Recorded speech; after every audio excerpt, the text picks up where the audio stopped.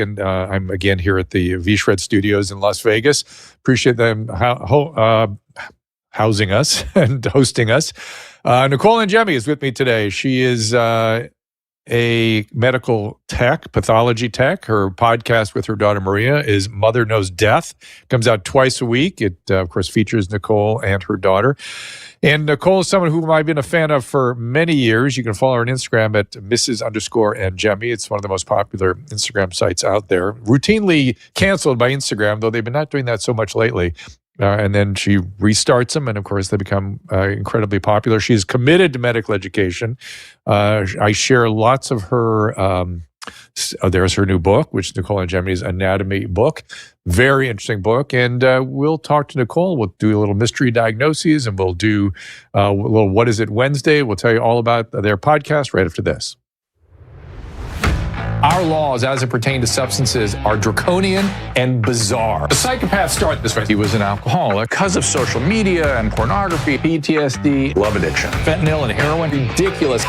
I'm a doctor, for sake. Where the hell do you think I learned that? I'm just saying, you go to treatment before you kill people. I am a clinician. I observe things about these chemicals. Let's just deal with what's real. We used to get these calls on Loveline all the time. Educate adolescents and to prevent and to treat. If you have trouble you can't stop and you want to help stop it, I can help. I got a lot to say. I got a lot more to say.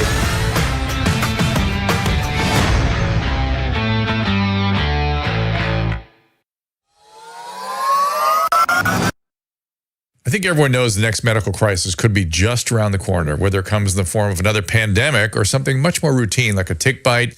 You and your family need to be prepared. That's where the Wellness Company comes in. You know the Wellness Company. We have their physicians on like Dr. McCullough frequently. The Wellness Company and their doctors are medical professionals you can trust. And their new medical emergency kits are the gold standard when it comes to keeping you safe and healthy. It's a safety net. It's an insurance policy absolutely. That you hope you're not going to 100%. need, but if you need it, you sure as heck are going to wish you had it if you need it. Be ready for anything. This medical emergency kit contains an assortment of life-saving medications, including ivermectin, Z-Pak. The medical emergency kit provides a guidebook to aid in the safe use of all these life-saving medications. From anthrax to tick bites to COVID-19, the Wellness Company's medical emergency kit is exactly what you need to have on hand to be prepared. Rest assured, knowing that you have emergency antibiotics, antivirals, and antiparasitics on hand to help you and your family stay safe from whatever life throws at you next. Go to drdrew.com/TWC. That is DRDREW.com/TWC to get 10% off today. Just click on that link. And a reminder of our upcoming schedule. We've got Ed Dowd coming in here tomorrow with Kelly Victory. We'll be back in our home studio at that point. Salty Cracker in on Tuesday, Senator Rand Paul on Wednesday, and Mary Talley Bowden. Possibly Rob Schneider on Thursday. It's not up there on the board yet. And then, Roseanne just booked for January 10th. So should be some interesting stuff coming up. Today is no exception. As I said, Nicole Angemi's new anatomy book. I do suggest you get that if you possibly can. It's a lot of fun.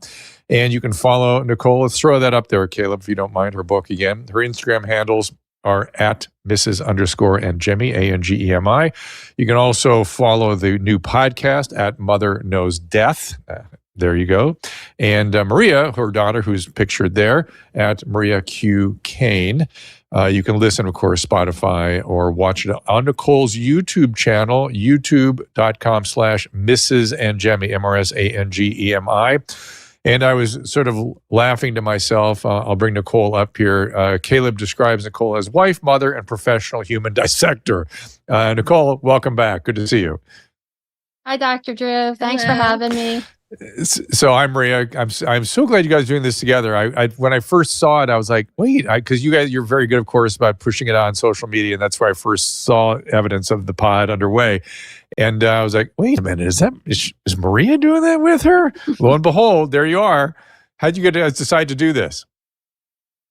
Well, we always sit around and have these conversations about things that are going on the news that pertain to pathology. And then we just thought, hey, people might find this entertaining. Maybe we should do this because there's just so many topics we want to talk about all the time because things happen every day. And Maria, I know your mom's passionate about this. I didn't know you were into it.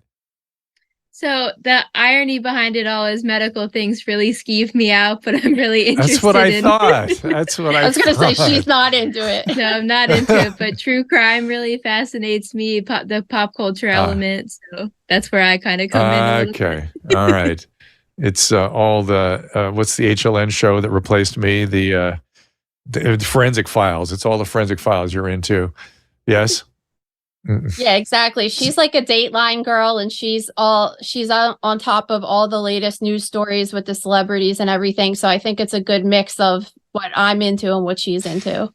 And Nicole, I know people can go back and watch our earlier interviews together, but give them a quick sketch on how you got into pathology and where your dedication and passion around medical education comes, where it came from. Okay, well, first I'll start with my life, because that's the big reason that Maria is important here right now, is that I got pregnant when I was a teenager. I was 14 when I got pregnant, and I was 15 when I had her. And yeah, there's a picture of us in the 90s with my brown lip liner. Anyway, so this was back in the day when I couldn't have health insurance because I was on my parents' insurance and I was getting ready to get kicked off. And my mom and dad were like, you need to go get a job and do something with your life because you have this baby and everything. So I thought, okay, I'm going to go to college and I'll be a nurse, because I thought I could go to school for 2 years and get a job as a nurse and get insurance. And when I started college, I fell in love with the microscope on the first day. And then I was like, I really don't want to be a nurse. I don't have that instinct at all to want to take care of people like that. But I was really interested in science. So then I got a job as a cytotechnologist, which was in the pathology laboratory looking at cells under the microscope for pap smears and things like that. And one day I was working and I was sitting at my cubicle, and there was this big commotion in the hallway, and everybody was saying that it smelled really bad. And I went out into the hallway to see what was going on. And then I ended up walking over to the pathology department, which was like right next to where my cubicle was. And they said, oh, the leg refrigerator is leaking. That's what the smell is. It's decomposing legs. And I just was like, what? Like, I was like so mind blown. Like, wait a second, there's a refrigerator that has legs over here. Like, what is going on over here? And then I found this whole world of pathology. Yeah, it was like a one you would see in a pizza shop that has like the soda and stuff in it, and it just had amputated legs stacked up in it, which were they have gangrene, so that's why there would be legs in a refrigerator at a hospital. But yeah, I was kind of mind blown. I didn't know anything about what was going on, like right on the other wall. So, and then I found this whole other world of just organs on cutting boards, and that was the gross room. And I instantly fell in love, and I ended up going back to college to become a PA. And that's how I got into this. And your dedication, one of the things I've admired is your dedication to medical education. You have this same instinct that I have, which is people should know this stuff. Why is this shrouded in secrecy? Why was the leg refrigerator hidden behind in this room that I didn't know about, even though it was my neighbor? And then you sort of just started educating people, right? Yeah, well, when I was working in the hospital and I was doing autopsies, we would have this thing called the Gross Conference every week, which is we would present organs from surgical pathology and autopsy and have the doctors that were actually taking care of those patients come downstairs and like look at them to see how this patient died. And it was really an awesome thing. But all we had were medical students, residents, some nurses. And I was like, no, like more people need to know about this. So I started going home at night and writing about it on a blog, and nobody saw it, of course, because that was nobody looks at blogs like that. And then my husband was like, why don't you start doing it on Instagram? And at the time, Maria, who's my daughter that I had when I was a teenager, she was 18, and it was awesome having like a millennial in the house to show me what Instagram was, because I didn't even know how to use it. And it kind of fall into place like that. I mean, you very quickly had a couple million followers. How many times have you been canceled on Instagram?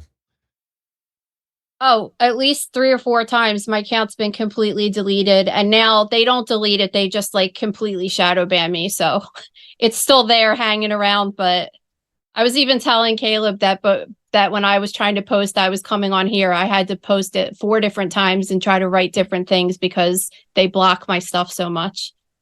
Wow. And Maria, what's preoccupying you these days? What kinds of stories do you find interesting? I really love the case of Amy Carlson we just saw with the Love Has Won documentary. We wrote about it recently, and shockingly, I had no idea that the documentary was coming out. So when I watched it, I was even more mind blown by that. So I'm really interested in the cults right now. I definitely have to get into the Twin Flames documentary as well. Well, I don't know these things. Give us a little sketch. So the case of Amy Carlson, she was this woman that started this cult. They kind of believed in all these new age beliefs, and she had been, what was it called? The silver colloidal pills she was taking. Oh yeah, colloidal silver. Yeah. Is that the one with the She Robin Williams connection? Yes, she was obsessed with Robin Williams. But she started turning blue, and she had died, and then her body had mummified, and the people in her cult were decorating her body and with Christmas lights and glitter, and it was a very interesting scene. And what was the premise of the cult? Why were they all together as one?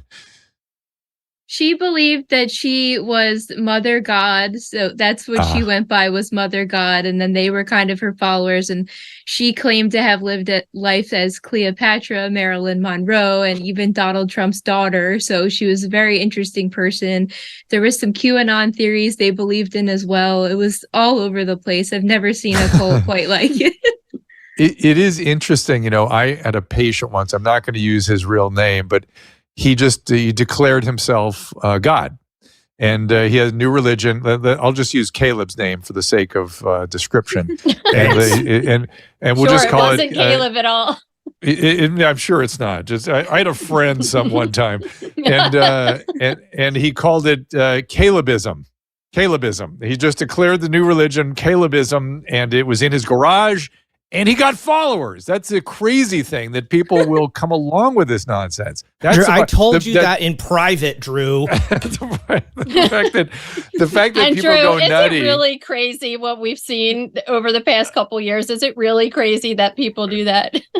Well, Nicole, that's where I wanted to go next, actually, which is you and I have like mind meld on a lot of topics.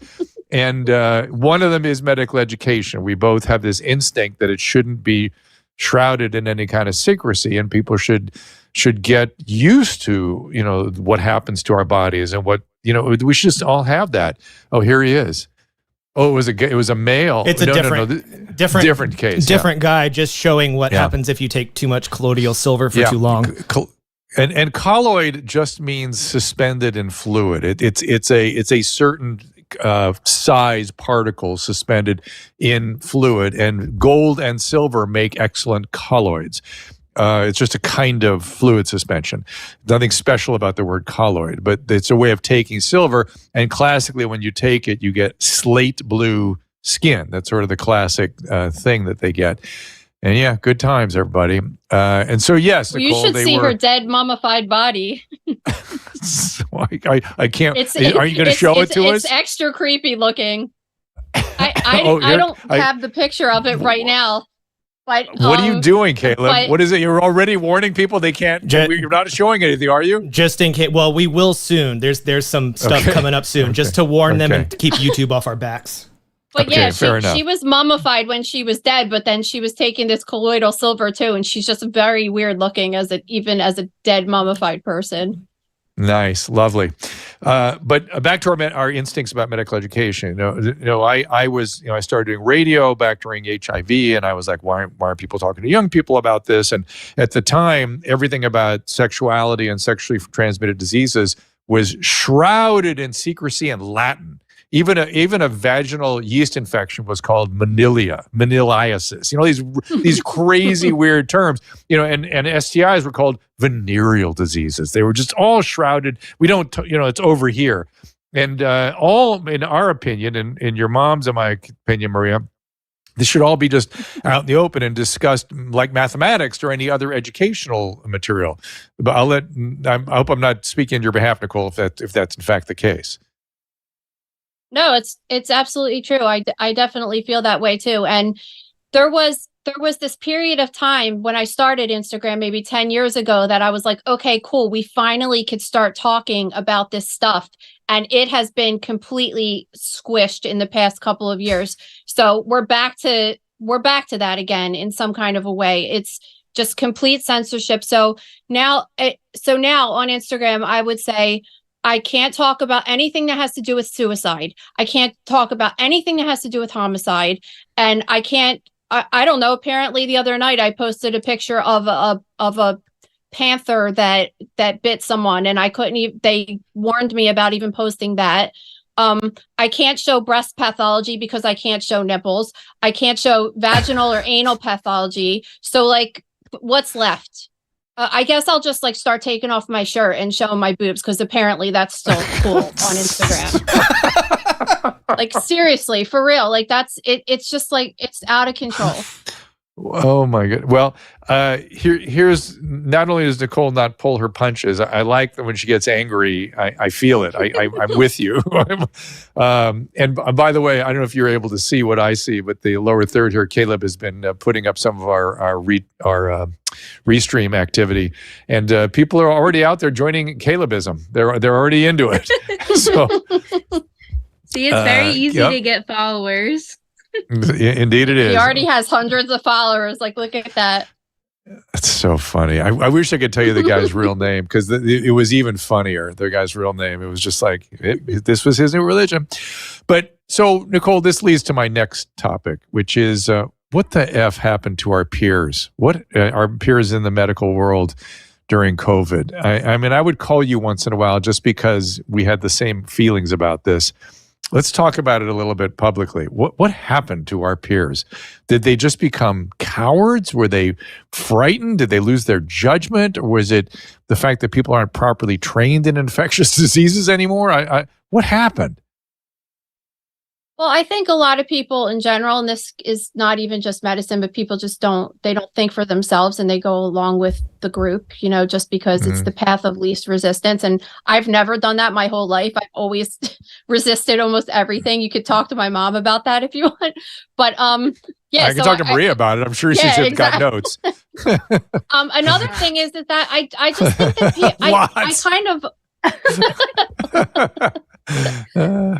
I think that people, I understand it to a certain extent, because people are scared. They don't want to lose their job. They don't want to lose their friends, their family. And they kind of just try to stay under the radar. I mean, honestly, I'm kind of guilty of doing that a little bit too. I just like to stay low key with it because I'm scared of what I've been seeing happens to people that speak out about what they think about things. So yeah. And like you say all the time, that most physicians especially work, and it's the same with nurses or any medical professionals, they work for hospital systems, and you have to watch it. And especially on my level of like income of what we make at the hospital, it's like you're living paycheck to paycheck. You can't afford to lose your job because you're speaking out your mind like that, Do you get in any trouble at the hospital for the Instagram or the podcast?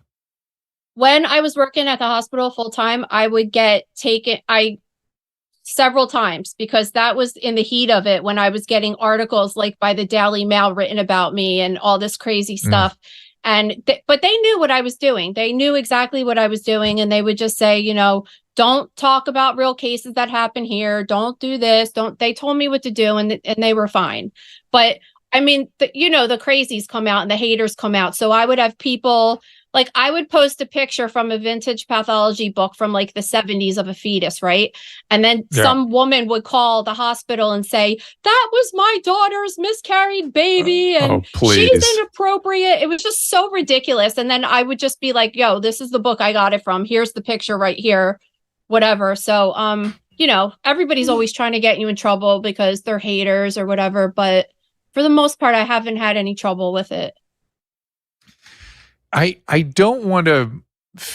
I hate the idea that you have to be a chronic resisting, or someone who resists the trends, to be somebody who merely speaks the truth and is free to give their opinion. That kind of, I mean, Maria, let me go to you on this maybe, which is you said you have lots of notes on your mom's tendency to be to fight the trends. Tell me, she's a first rule of all, follower. Okay, good. Well, shocking, but good. So how do you interpret? Say, here's you, me, and your mom. We feel like we have an obligation to speak out when we see things that are excessive or that the truth is being obfuscated. Like we have that obligation, and other people don't seem to see that. Is there something wrong with us? No, I don't think so. I struggle with it being a rule follower because I'm always one that's hesitant to express my opinion because I'm scared of the results of it, aka cancel culture, especially with my generation. So it is almost refreshing to see people be outspoken about their true beliefs. And one example that comes to mind, for example, is what happened with Danny Masterson and getting the letters of support.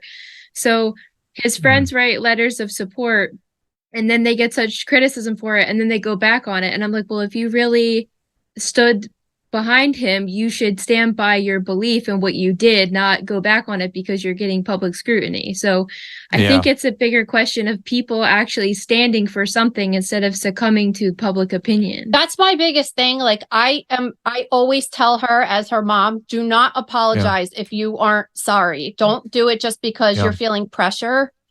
And that's like one case that we talk about all the time, because I'm like, if you guys really felt like you were supporting your friend, then stand up and stop bowing down because they're trying to cancel you. Less respect for Mila Kunis and Ashton Kutcher having gone back on their word when you didn't have to speak about it at all. Nobody really wants to hear what you have to say about certain subjects anyway. So I don't know. That's and by the way, I think their original letter of support on his behalf was very sort of narrow and appropriate. It was like, hey, we've experienced this guy a certain way. We're his friend, and we're just here to tell you this is how we've experienced him. There's nothing wrong with that. That's their truth. Fine. How dare you becomes... my God, how dare you was things that like women with cigarette holders used to say in the 40s, and now it's everybody in their 20s. How dare you? It's just the weirdest time. And then during COVID, the panic that set in. So I guess the next topic would be this white lung thing. So without me showing my hand, Nicole, how did you respond when the press first started reporting the white lung in China? It's the same with monkeypox and everything. Like, it's just, this is going to be what happens for now on. But I think every time it happens, more people are just like, yeah, no, that's not happening again. I'm not falling for that again. I'm not. Good. I personally think that, because I just feel like it's less and less and less. And hopefully in 25 years, we'll get back to like where we were prior to this. I don't know. But, I don't know. I just think it's like the next thing. And actually, like, my kid just had that. One of my kids was out of school for 2 weeks with walking pneumonia, right? And guess what? Like, I had it when I was a kid, and she had it when she was a kid. And like, humans get sick, and they're in a school with a bunch of kids that are coughing all over each other. And like, let's move on and go to school the next day. Humans get sick. This is the part that people seem in massive denial about. First thing when I saw this white lung thing, I'm like, and I was yelling about this yesterday, I'm going to yell about it again today. White shadows on the lung x-ray is how we diagnose any pneumonia at all times. Whether it's a lobar pneumonia or a consolidation or a fluffy pattern, it's always a white shadow. And it can be diffuse, it can be alveolar filling, it can be a lot of different patterns. But it's a white shadow. Lung white on a chest x-ray equals pneumonia. Sorry, guys. They're just describing pneumonia. Why the effing press thinks they've got onto something now? The white lung. Just shut up. Shut up about it. Enough already. This is how I got myself in trouble during COVID, telling the press to shut up, by the way. No, it's true. And another really like messed up thought I had was like, oh, now they're gonna put, because like I feel like the other one was like the old people, and like it's not really sticking anymore, So now it's like, but if it's the children that are sick, now it's like the children are sick, And everyone wants to protect kids. And like, listen, I'm a mom that has 3 kids, 2 of them that are little. I don't want my kids to die. I don't want anybody to die. But guess what? Like people die every day. I've seen people die every day since way before COVID. And I think when you're a doctor like yourself, or like you work in pathology and you just see lots of bodies in the refrigerator every single day, this is no big deal to you, because you just know that people die from all sorts of things all the time. I don't know if you saw Deborah Birx recently, but she was on Dr. Kelly Victory on a news broadcast on Saturday, and she was singing an entirely different tune now. It was really interesting. First of all, she had a smile that was bizarre, and she would not leave her face. I found that bizarre. But secondly, she kept saying that they were talking about this white lung thing. She goes, look, it's mostly mycoplasma. That's a common infection. It comes around. And by the way, I just finished my board review for pulmonary, and they make a huge point that community-acquired pneumonias should not be hospitalized. So they don't result in hospitalization in the adult population. I don't know for peds. I assume they don't. She didn't have a fever. She didn't have a fever for 2 weeks.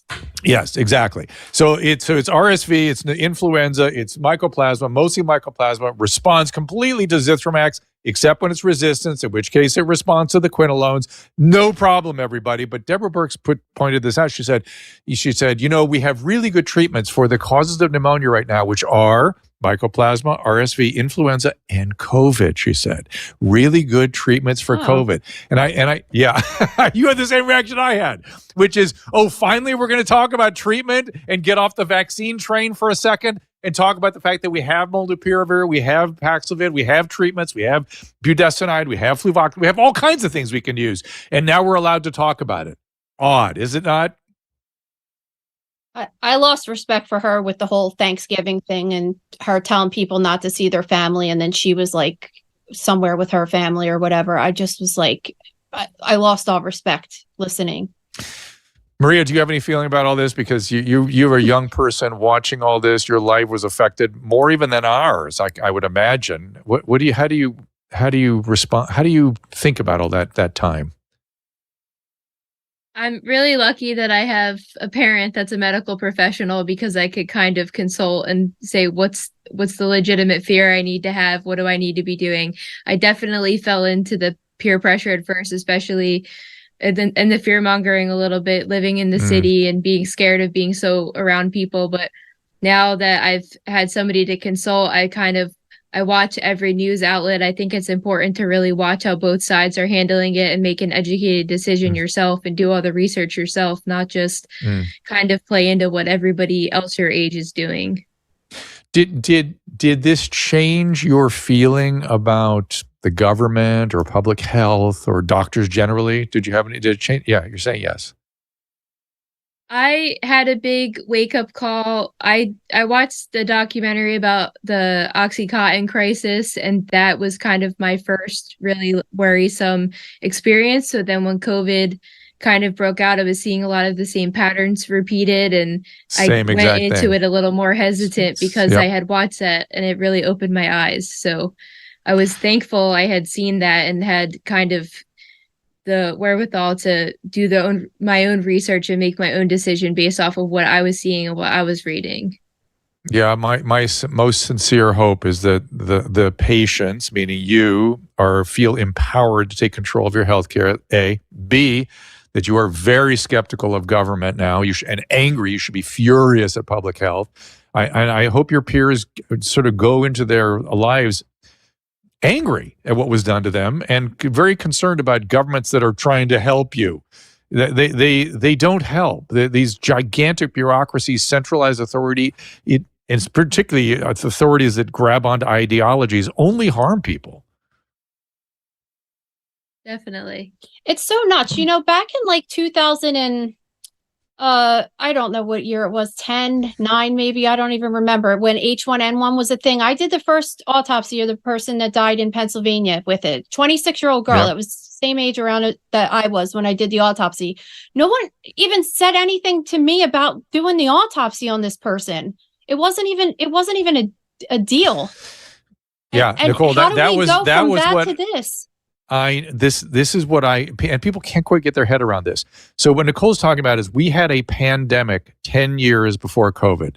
It was the H1N1 pandemic. I had H1N1. It was brutal, and it killed young people. 300,000 young people.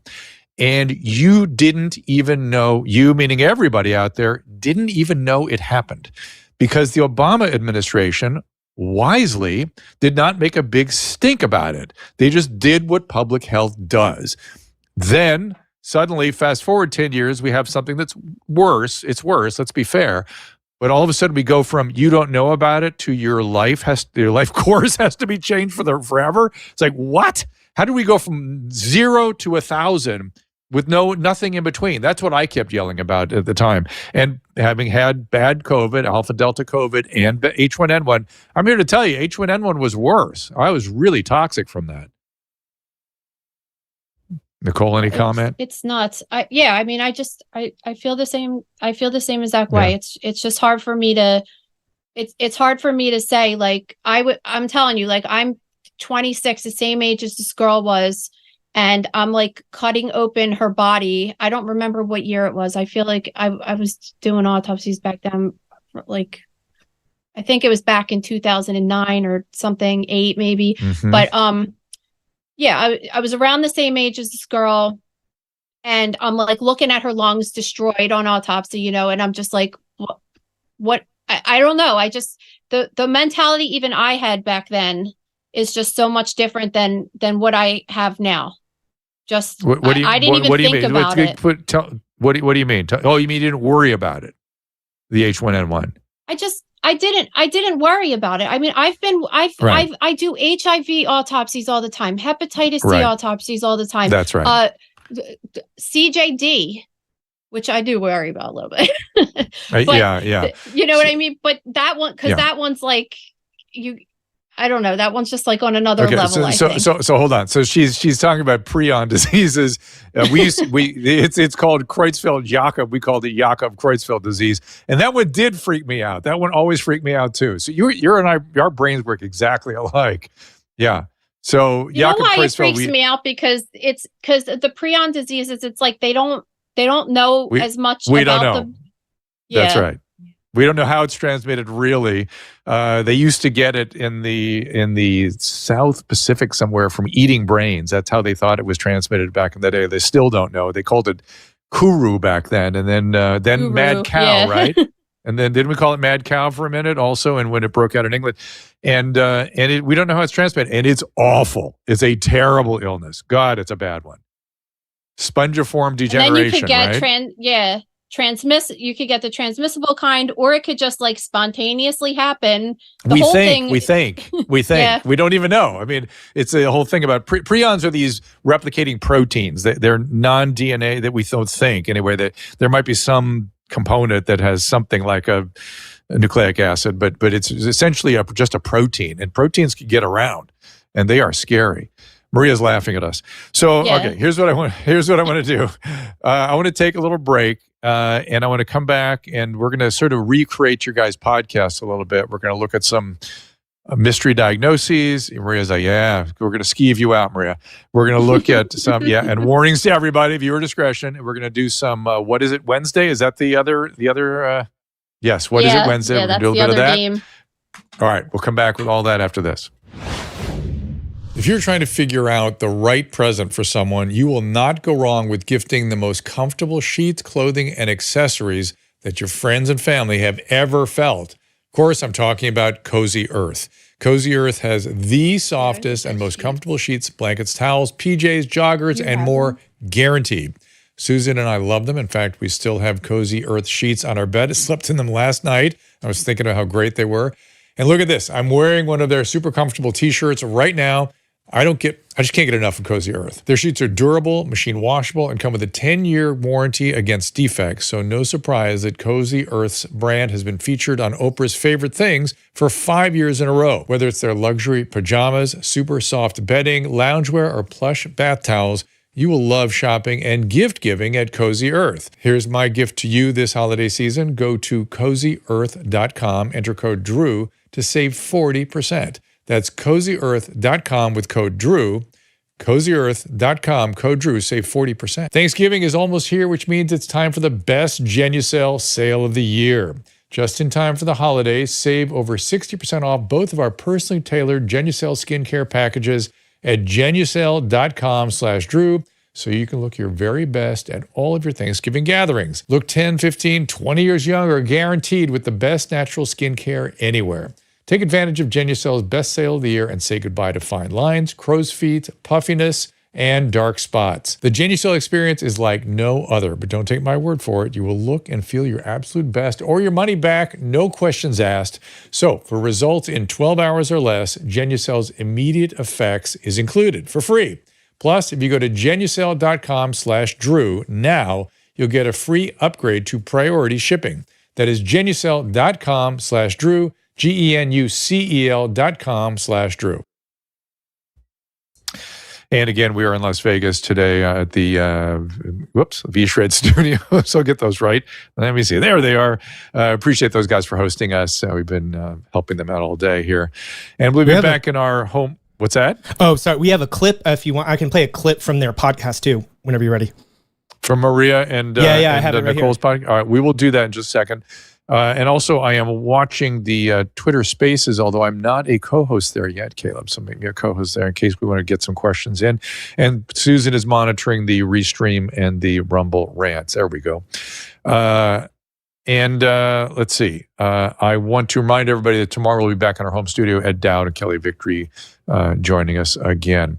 Let's do a little outtake and see a little bit of the podcast. So I've seen so much of this stuff in pathology because, let me give you guys a brief introduction with this, but whenever you go to the emergency room and anything is taken off your body, whether it's a tumor, a miscarriage, anything like that, if it gets removed in the emergency room, it goes to pathology for documentation. This includes if your kid swallows a quarter, if you get a dildo stuck up your butt, it all goes to pathology. So I've seen my fair share of these things, and so have my friends. So we have a lot of stories to tell, but continue with male genitals. So male genitalia, we have sex toys, which you would think would be the most obvious, and beads. And then we have paper clips, coins, a car key, a pencil, a nail, a ceiling fan chain, a cell phone charger, and then a wooden spoon. Now, just so I'm clear, ladies, is that found up the keister or the rectum, or is that something up the male urethra? That was just in the urethra, correct? Because we had a whole other section of rectal foreign bodies. Of course. Maria, did you ever imagine? This is what you'd be doing at your young adulthood. No, never imagined. No. And did you know, as long as we're going to lead into the discomfort here, did you know your mom was subjected to all this, that all the things that people put into themselves? Oh, yeah. I mean, I basically went to college with her, which I can't even believe they were letting a little kid sit in the back of biology college classes. But I learned a lot, and then I'm guessing she has pretty healthy, interesting dinner table conversation. Oh, it's totally unhinged in this household. And she also, so when I was when I was in cytology school, she was there the whole summer because I didn't have a babysitter, and she was like a little kid. And then she worked even in the morgue in the hospital. She would volunteer in the summers when she was off. Nice. So she's seen a lot of stuff. She would take pictures of placentas for me. Oh, yeah. Chainsaw chain? No, Susan asked, was it a chainsaw chain up the urethra? I think they said a fan or something. Ceiling fan chain. So like a lamp cord, essentially. So sort of a makeshift anal beads. Yes, thank you. It's just, but for those of you that are into sounding, this is did Maria know what sounding is? No. Oh, Mom? Yes. Do you care to? It's when guys stick things up their urethra for sexual arousal. Oh, okay. That's pretty much it. They're sounding kits. Pencils. They tend to be. Hey, Vince, you want to get on the camera here? Hold on a second. Vince Sant here, just saying hi. Hello, everybody. I don't know if they can see me. Hi. Yeah, where is the camera? Oh, super delayed. There it is. Hi. Hello, everybody. This is the face and brains on V-Shred. Yeah. So that's Maria and Nicole and Angemi. Nice to meet you guys. Sorry for interrupting. So it's hard not to like Vince, right? So yeah, the sounding is there are sounding kits out there. In fact, Caleb, you might want to just find a sounding kit and throw it up. No, they're not. No, they just look like they sort of look like surgical tubing. Papers. They're not. Yeah, they're not in any way sexual appearing. I'm not Googling that. All right, it's not bad. It's not bad unless they pull it out of I'd like to see what comes up on that. Yeah, Google I don't want that in my algorithm. I might served ads for that. No, not on my own. I want that in my algorithm. No. I know. So Nicole goes for the macabre and the bizarre. Yes. So yeah, but it they push it in too far and it ends up the urethra in the bladder, that kind of thing. And did you say there was a spoon up somebody's urethra? A wooden spoon, yes. Nicole, Yeah. Yeah. Some splinters. I've only seen pencils in real life. Pencils have been a big one that I've gotten in pathology. That's urethra or rectal? Where are we going with this? Urethra. No, rectal is a whole other ball game of goodies I've seen. Yeah. My very first one was a travel toothbrush holder. That makes perfect sense. And this is something that people don't understand, which is that if you spend a few weeks in an ER, you will see it's sort of uncanny what people put up there. And what would they send you, like a little history of present illness with the object, so you get a little story to go with it, or they just identify it and that's it? Usually, sometimes they'll just put rectal foreign body. That's it. And then I make up my own story. A lot of stories we hear is that they fell on it. Yeah, I mean, I have no idea what happened. But, like I told you one time I got the most outrageous one was like a half-eaten pear. And I was like, all right, I need to look that, because we could go in the medical record. And I was like, I need to look this up and see what happened. But and what'd they say? Sat on it. The what? No, it's the pear. It was like the wife put it up there, was eating it out of her husband. Good times. Good times. I mean, at least they were honest. Yeah. Yeah. Right. At least they didn't just say I sat on it, which is. Come on. That's almost the only one I've ever seen. How did it happen? I sat on it. I fell on it. The Maria best knows part that of this story.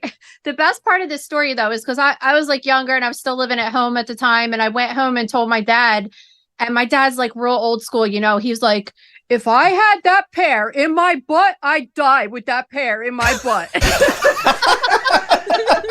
It's so great. This explains a lot. Okay, let's start to play. And by the way, you said things are unhinged in your household, Maria. Your current husband, Nicole, is Maria's stepdad, correct? Is that how that works? Yeah. She was 13 when I met Gabe. And he's a fireman, right? He's a fire chief, actually. And he's a captain. He's not a chief yet, but he's almost there. Fire captain. And he must have his own unhinged stories that he brings to the table, Maria. Oh, yeah. Absolutely. Oh, yeah. Between both of them, my husband's a barber. He has crazy stories as well. Does he like cut people's ears off with the razor or something? It's what? From every angle, there's crazy dinner table conversation.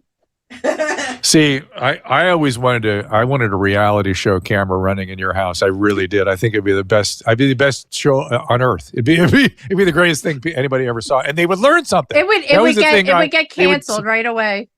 I don't know, because it would have such an undercurrent of education. Really, I think about it, both from your husband and from you. We got lots of. Here we go. GTO Mama says, I almost impaled myself with a toilet brush while cleaning the toilet. I don't want to know the story. Here's another one. Ali Green, ER docs are used to dealing with this stuff. That is true. Christine, laugh out loud. Pear dad, old school. Love that. Love your grandpa, Maria. Yeah, your docs have the best story. Coin Dragon wants to know if it really was at the dinner table. Oh yeah, we always talk about this at the dinner table. At the dinner table, of course. Everything is always at the dinner table. Okay, fair enough. Caleb is light bulbs, hoses. Yep, Jennifer, I've seen that stuff too. Okay, let's get to the games. Light bulb is the most outrageous one. Okay. I agree, because it's some of that stuff I just see surgical emergency and dying soon, because that is not an easy area to get at surgically. They have to go back through the abdomen. It's not like you can go up through the rectum if you really have a surgical problem there. That's why, okay, you and I have never talked about this, as long as we're going down this weird path. Maria, turn your headphones off. But there's this I'm not going to. There's just all this craziness out there. I see all this at your mom's house with all the rectal prolapsing. Every time I see those sorts of images, I just go, oh my God, surgical emergency. That's going to cut the blood supply off, and that person is going to get a surgery, a big surgery, soon. Do you have that same reaction, Nicole? Yeah, I mean, I can't even believe some of these things that people go through. They have to get like bowel resections and stuff. Just, it's kind of crazy. But I mean, to be fair, people this is kind of why I want to talk about this, because people don't know that it could get stuck up there.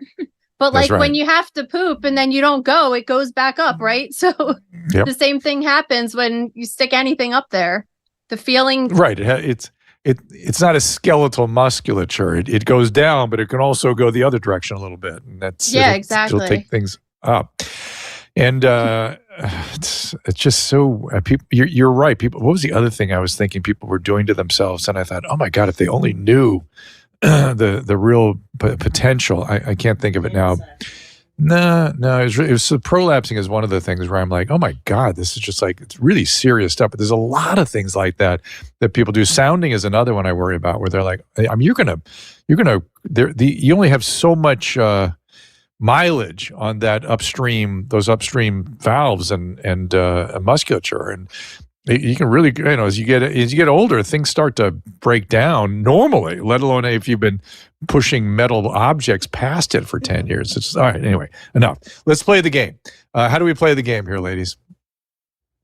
All right. So the first game that we're going to play is Mystery Diagnosis, and that's going to be the first two pictures I show. So one of these I showed on Instagram and another one on my website, The Gross Room, but let's look at the first one and see if you know what it is. So I show something and then everyone has to guess what it is. And then the following week, I tell everyone what it is. And a lot of people are right, which is what I love. Okay. I mean, I'm looking at, is that a paper towel that this is on, whatever it is, right? Yeah, it's a paper towel. And, and it's three things and one is conjoined, right? And they're is that what I'm looking at? Okay. Yes. Okay, you going to show me something? See if somebody on the restream gets it. We're going to give them a second while I kind of think it through. Yeah, people are thinking that this is sort of in the zone of, and I was thinking this too, sort of in the sputum zone. Are we correct that way? No. No. Is it in the nasal discharge zone? Blood clots? People are saying blood clots. I don't see blood clot either. Is it blood clots? No. Huh. Could you give hints as you go through down the salivary abscess? So I could start telling you some history. Okay. And then maybe you could figure it out. So this is a guy, probably, I don't know exactly how old he is. I would say that he's in his 30s, late 20s or 30s. And he had a tattoo done on his neck. And then this was back in July. And then in September, he presented with a large mass, like the size of a walnut, above his Adam's apple, above the thyroid cartilage, and also some lymphadenopathy in the neck on the one side. So he went to the ENT. So hold on. So let's sort of break that down. So we have a procedure that got infected, maybe. And the lymph nodes is a sign that the body's trying to fight off the infection or the inflammation. And you're saying it's right about here, right midline? Yeah, but it was a pretty large, right above the thyroid cartilage. It was a pretty large nodule with adjacent lymphadenopathy. Okay, but you're saying, I think when I think about common midline stuff in that region, I think about things a little lower, like a thyroglossal duct cyst. Is this that? No. Is that a good guess, or am I in the wrong zone still entirely? No. I mean, I would say that was a good guess because that's something that you should have in the differential, but that's not what it is. Okay. So then that cob and the bizarre, which is something got into his area here as they were doing the tattoo. And as I'm sort of thinking about it, I know Nicole, it would have to be like a parasite or something? Is that a worm, or is that something that I think you're thinking too hard. Okay, tell us what it is. I say this to my kids all the time. You're thinking too much about it. All right, so he goes to the ENT doctor, and they say, okay, we want to take it out, because obviously, like, if you have lymphadenopathy in a guy, especially in a younger person, like, you might be thinking like lymphoma or something. So, but they the took out lymphoma's the on lymph the. nodes. But hang on. But the lymphoma's laterally, right? It's on the lymphadenopathy lateral. You said this thing was midline, right? Yeah, it was midline, and he also had lymphadenopathy. So, but once he went in for the surgery, because you have to wait a while and stuff, it started shrinking down. But it didn't shrink down all the way, and they were like, we still want to take it out and see what's going on. And they take it out and they send it to pathology, and this is what it looks like when they take it out. And did they know what it was when they took it out? I would know what it was if I got it in pathology right away, because I've seen it multiple times. But did the surgeons? I'm not sure. So when they looked at it under the microscope, it was tattoo pigment. Oh, and that's it? Just tattoo pigment can do that? Yep. Yeah. So that when you get a tattoo, the macrophages come in and they're cells in the immune system that come in to clean up. Like, if you get a cut, they come clean up the dirt and bacteria and stuff, and they take on the tattoo pigment. And what you're looking at is like a bunch of macrophages that have engulfed tattoo pigment in the lymph nodes. So we see it from time to time. The first time I saw it was years ago. We got lymph nodes from a woman that had breast cancer, and the pathologist was just like, what the hell is this? They thought it was, she had a met. And then you look at it under the microscope, and it's just tattoo pigment. And it could also mimic like melanoma in the lymph node. That's what it would look like too. So is that why Maria doesn't have any tattoos? Oh, she does. You just can't see them. All right. They just didn't get a neck tattoo like your mom. No. Why are you sighing, Nicole? Because it's like, I should have listened to my mom. That's why. She was like, you're going to get old one day like me, and your neck's going to be down here, and and I was like, no, I'm not. I got this tight chin, Mom. And now it's like, all right. And now it's starting to go down, So I should have listened to my mom. To be fair to your instinct, it does reduce some of the sun collagen damage. Doesn't it absorb some of that? I don't know. We could talk about my weird skin problems another episode. You okay? Is it all tattoo related? I do. It's just yeah. Goodness. And the sun don't get along. You know that. Well, there's laxity versus wrinkles, right? And laxity we all get. Gravity wins. And that's the part your mom was really warning you about. Your tattoos aren't going to look so good when there's lots of laxity, which is the sort of drooping that we get. Yeah. And then wrinkles is all this business. I tell my husband all the time, like, I'm like, you're going to have to take a second mortgage on the house. I don't even care. I have to get this fixed when I get older. Just so you and Susan can compare notes. I get the same talking to ones. Next, me and Susan are going to go together. Neck. Hold on a second. Just staple it back here. Yeah, you do have to take a mortgage out on the house. That one. All right. Let's keep playing the game. What else you got for us? All right. So we're good with that one. Case 2 is, you have the picture of that, right? So they'll show it up, yeah. Yeah, and let me just warn, this one's even worse. So here we go. Okay, well, the other one didn't look bad. The other one was just some ink, for God's sakes. Oh, yeah. Okay. So this You're is like, okay, that looks bad. Yeah. Well, it's I'm not as accustomed actually to describing gross specimens as you are. By gross, I mean large specimens. So I'm going to call it a fungating mass. Would that be great? That's good. Sort of, yes. Yeah. So it's a fungating mass, and it's clearly in the forehead area, and it's fungating in such a way. I'm sure you got the path. I don't know how deep it goes, but it can't go that deep, or this person would have been dead a long time ago. So for me, it could be like basal cells can get pretty bad without penetrating the skull and things. So can squames sometimes. Yeah, it's a forehead. I think I'm saying. Yeah. Susan, you okay, Maria? So you're saying Maria? it's cancer. I'm fine. I'm saying it might be cancer. Could also be wart, I suppose. I mean, warts can be pretty elaborate sometimes, but I'm sort of going towards a cancer that has only local spread associated with it, not not going to metastasize or penetrate. But I'm sure it could be something odd and bizarre too. So talk us through it. What do you got? All right. So this case is kind of insane, actually. And it shows you some of the desperate measures that people were going through during the time of the lockdowns and everything. This guy is a 65-year-old guy, and he was treated. He had squamous cell carcinoma back in 1990. So now fast forward 30 years, and in 2020, so early on in the lockdowns, he had this mass that started growing on his forehead. And of course, he went to the doctor because he was freaking out because he obviously have already survived cancer, knew what it was. And he went, and they basically told him, like, we aren't doing elective surgeries right now. So unless you're dying, we're not doing this right now. That should be, please send that to the bioethics department at whatever facility. I've seen a bunch of cases like this.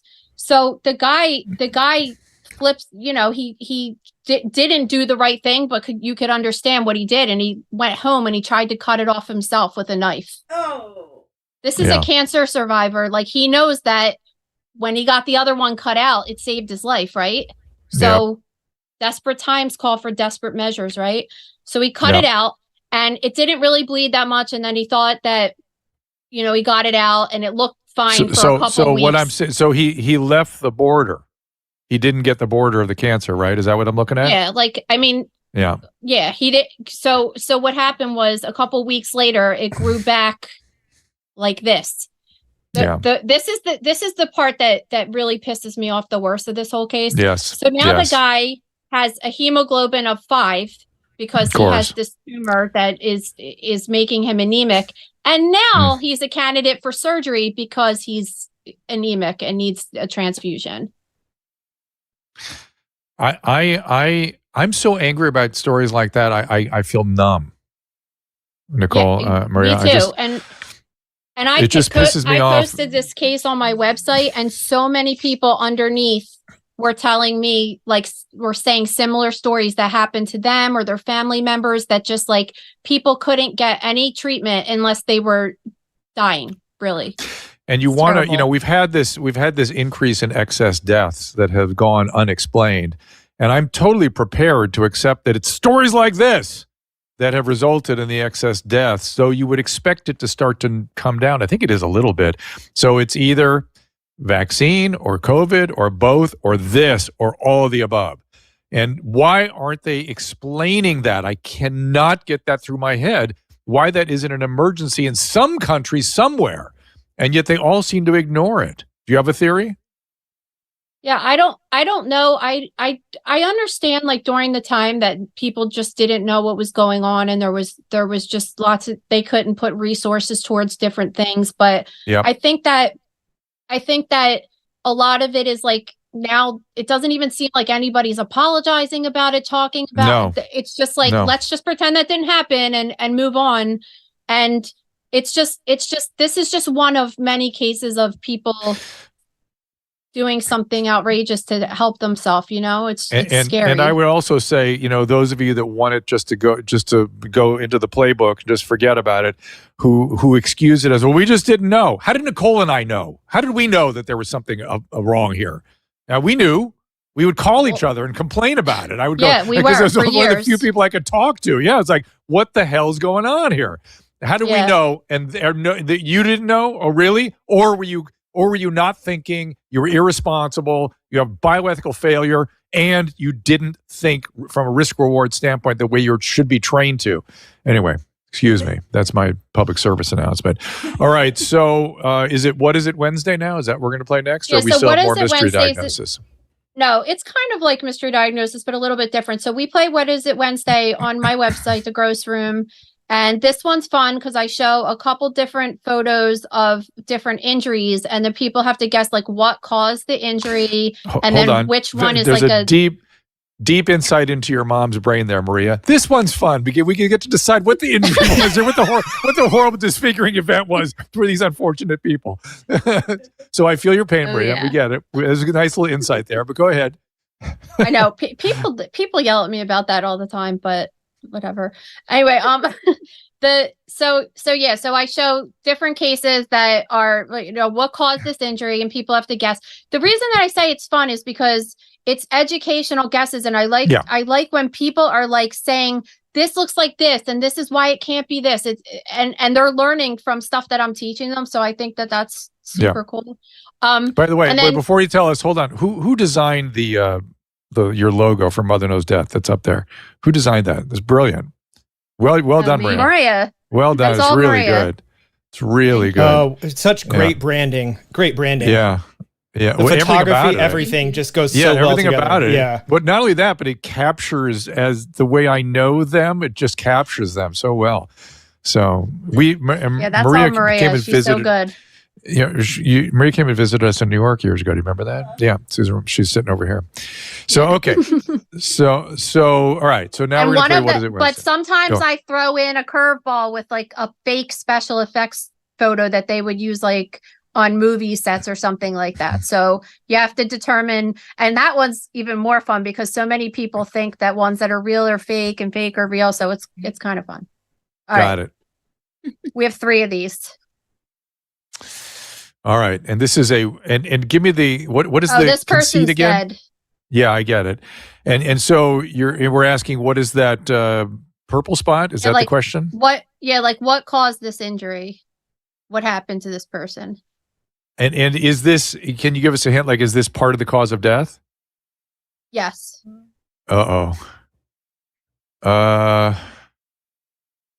have a weird phobia about crush injuries to the leg. So I'm guessing, I'm just guessing because I'm looking at this person is lying on their abdomen, I assume they're prone, and that left calf is a lot bigger. And so I'm going to guess there's like a crush injury with a compartment syndrome or something on that side. I'm sure it's something more bizarre, but what are you going to get in close here? I feel like the purple thing is sort of I feel like the purple thing might be a bit of a misdirection. Yeah, but it could be crush. I'm thinking crush injury. Well, what do we got here? What's going on? All right, so you're going to be shocked by this one. Okay. All right. This lady died from a massive pulmonary embolism. I am shocked because if somebody with that kind of asymmetric edema should be sent to an ultrasound immediately if they're seen by a doctor. Had she been seen by a doctor? Oh, I don't know. I don't know what happened. Because that's the part that bugs me. Yeah, so go ahead. Her leg is, so she, for those of you that don't know what this is, she had a huge blood clot in the veins of her leg that was traveling up into her heart and got lodged within her lungs, and that is what caused her to die. And you could see that the leg has become swollen because if the veins bring the blood back to the heart, and if it's not moving, then the blood's going to start backing up into the foot, which is why you see all of that congestion in the bottom of her foot, and her leg is enlarged. And as Dr. Drew was saying, if a person, including you being alive, if one of your legs is significantly more swollen than the other, you should go to the hospital right away because you could have a serious issue going on there. That's right. I don't want everybody running in because when you have leg edema and you're older, it's typical that one leg will be a little more pronounced than the other. But if you have one leg that is not edematous and the other is swollen, that's a medical emergency. You go right now for an ultrasound. And as Nicole is pointing out, the reason it's emergency is because the big vein down the center of our legs, it kind of is one sort of continuous system, and that clot will move up past the knee. And if it gets there, you're in big trouble because large clots can then get to your lung, and then blood can't get across the lung, and it just stops on the right side of the heart. And that's the end of everything. You're getting no blood to the rest of your body. Well, good times. What else you got for a what is it, Wednesday? Well, these are actually one of my favorite autopsies. Wait, I have to mention this really quickly. So if anyone has trypophobia, I believe is how you pronounce it. Trypophobia. This one might trigger you. Hold a second. Well, tripe is stomach. Oh, so here we go. Maybe Is that actually a thing? Yeah, there's certain patterns that trigger people, and I know someone who has this too, where it's certain patterns, especially dots. No, it's definitely not me. And also, if it was me, I'd never admit it because then I'd just get bombarded with Caleb, it online. don't forget, Caleb has a religion after him. He's the guy building a religion in his garage. Yeah. But some people, this really strongly triggers them. There's certain type of plants or flowers that have these dots and these it's a certain way of doing it where if someone looks at it and they just get a really icky feeling, it makes them feel really weird. I think it's trypophobia. Okay. So I can't tell what body part that is, but that saddle clots is what we were talking about with the pulmonary embolism. That's what I was describing. So we're on to the next thing here. So I still can't even tell quite what body part that is, but I'm guessing that's like a burn, like a waffle iron or something fell on somebody. And yet the superior, those 2 or 3 dots in the midline at the top, the superior area, I can't explain that. So give me a little history here. All right, so the photo that we're looking at right now is the chest, and what you're describing with the little dots and the lines is a pattern abrasion, which pattern abrasion occurs that when some foreign object is hitting the skin and causing those marks. Yeah. So do you have any, first, I guess we should start with, do you have any idea what could have caused that pattern? Now explain to me though, right in the midline, the most superior 3 dots. That's actually the most confusing thing to me. Do you see that right in the midline, superior? We'll talk about that once I tell you what happened to this guy. Okay. Oh boy. That is significant that you're seeing that. Trypophobia. Okay, we got it. Wow. Maybe a tire? Tire goes over somebody's chest? How about that? No, but the tire marks are seen like that. They look like that. Yeah. Then the next thing would be something like almost explosive coming across. You know what I mean? But tell us more. All right, that's his chest. This is kind of a crazy case, but this guy worked and on like a machinery of an industrial sized washing machine and dryer.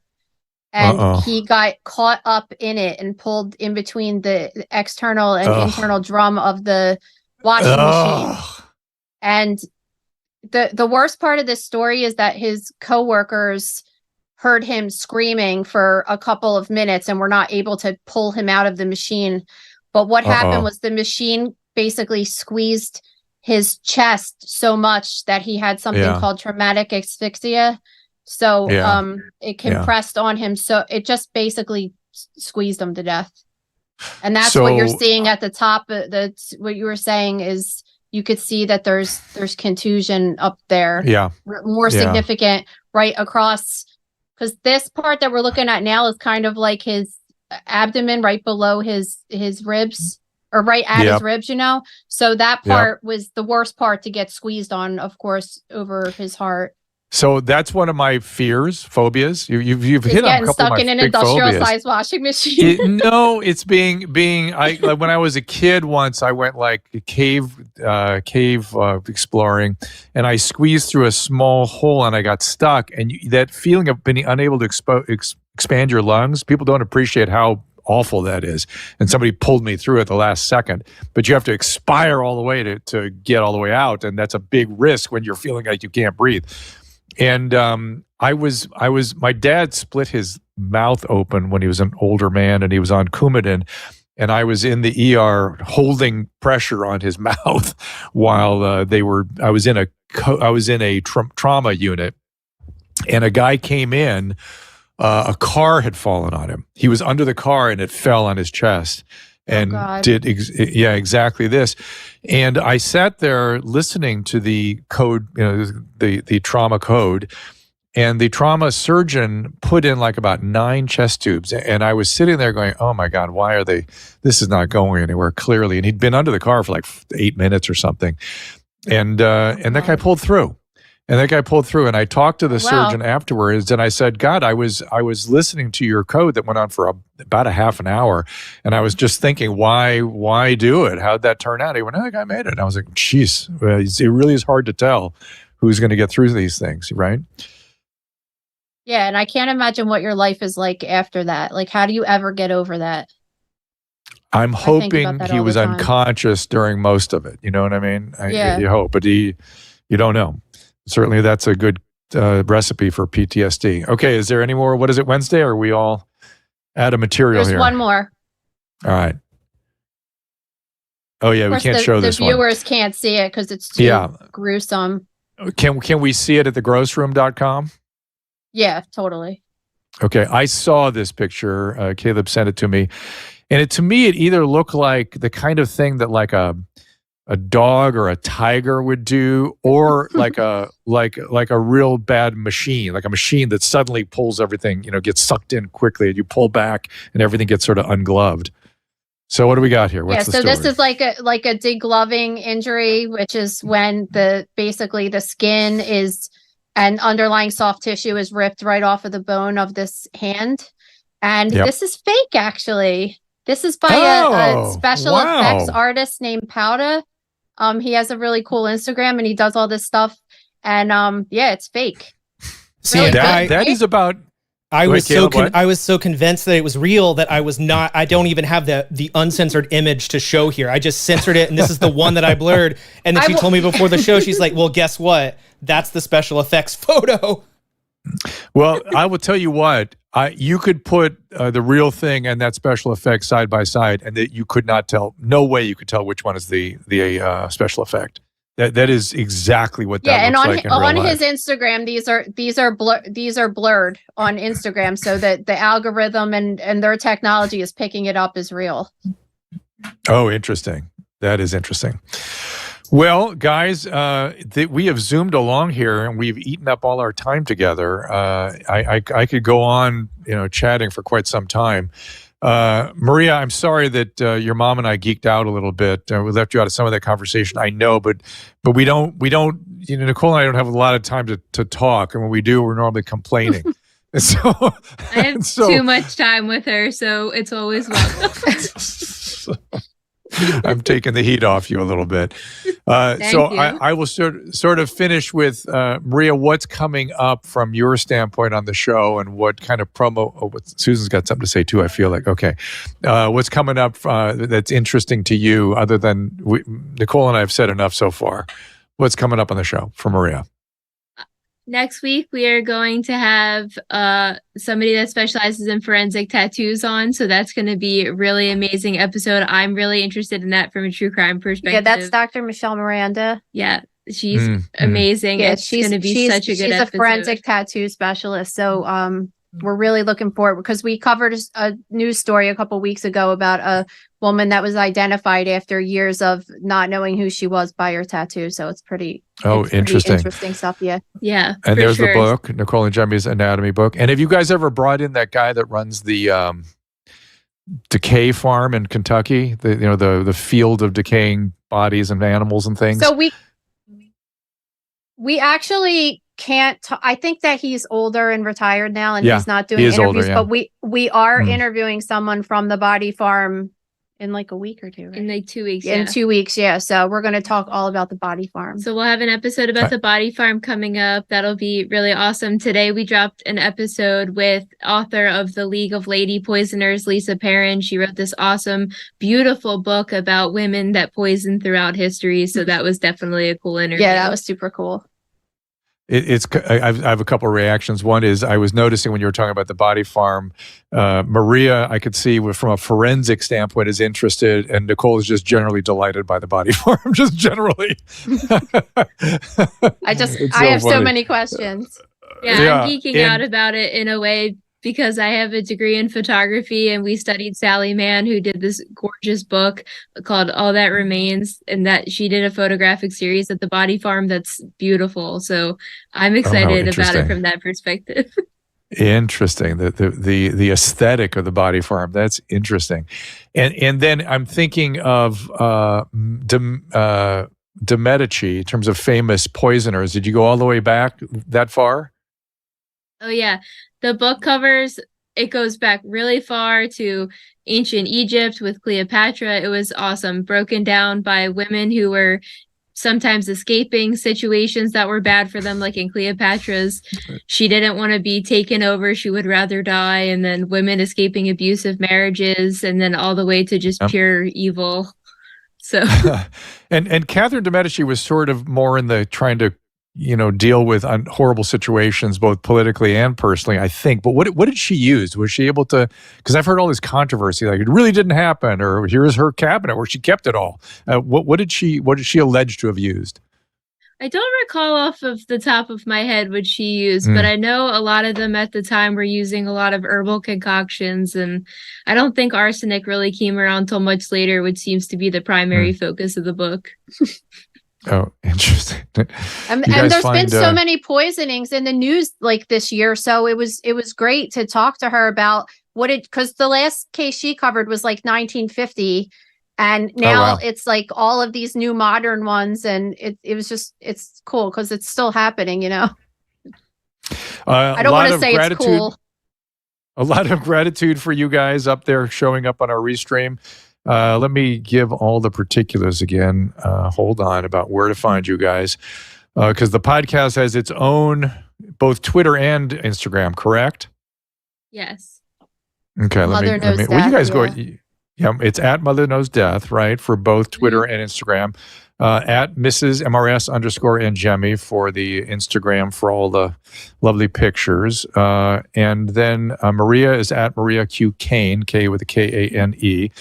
And again, the pod, you can get it anywhere that you listen to podcasts, I assume, Apple, Spotify, or Nicole's YouTube channel, which is YouTube/MRS Angemi, and of course, thegrossroom.com. Guys, great to see you. Thanks for having us. Thank you. All right, take care. We'll hope to see you again soon. Take care. And Caleb, let's throw up just quickly. Tomorrow we have Ed Dowd coming in with Kelly Victory back on at 3 o'clock. We'll be in our normal studio. And again, thanks to the V-Shred guys for, whoops, I always screw that up. I think it's on this side and there it is, V-Shred.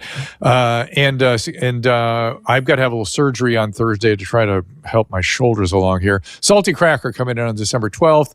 December 13th, Senator Rand Paul and Dr. Mary Talley Bowden, who I'm interested in talking to both of them. And then Roseanne on the 10th of January, she just booked. I'm going to try to get onto her podcast between now and then as well. So thank you all. Thank you to Colin and all the V-Shred people here who very kindly hosted us here. Susan, anything from your standpoint? Everything cool? All right. Caleb, you good? Everything? All good. V-Shred. All right. We will see you all tomorrow at 3 o'clock Pacific time. Ask Dr. Drew is produced by Caleb Nation and Susan Pinsky. As a reminder, the discussions here are not a substitute for medical care, diagnosis, or treatment. This show is intended for educational and informational purposes only. I am a licensed physician, but I am not a replacement for your personal doctor, and I am not practicing medicine here. Always remember that our understanding of medicine and science is constantly evolving. Though my opinion is based on the information that is available to me today, some of the contents of this show could be outdated in the future. Be sure to check with trusted resources in case any of the information has been updated since this was published. If you or someone you know is in immediate danger, don't call me, call 911. If you're feeling hopeless or suicidal, call the National Suicide Prevention Lifeline at 800-273-8255. You can find more of my recommended organizations and helpful resources at drdrew.com/help. I unloaded on Twitter because I didn't want to unload on these people. I felt bad for them, and I was seething because I'm like, what the hell am I supposed to do? They checked all the surrounding hotels, nothing, and they go, well, we'll walk you to the Motel 6. Walk me to the Motel 6? What? Yeah. And I was like, are you kidding? Well, and they're like, oh, yeah, you're right. That's probably not a great idea. And it's middle of the night in the airport district, walking on the highway. Well, yeah. Really? Okay. So then they're like, okay, well, we're going to find you a place. So, okay. And half hour later, they found a place. Get an Uber. I pay for. Of course. It should cost you more money when someone else makes a mistake. Yes. Get in the Uber. It is all the way completely on the other side of town. It took us 20 minutes in the middle of the night to get there. I'm like, oh, shit, this is 40 minutes honestly, in the morning. My mouth is acidic.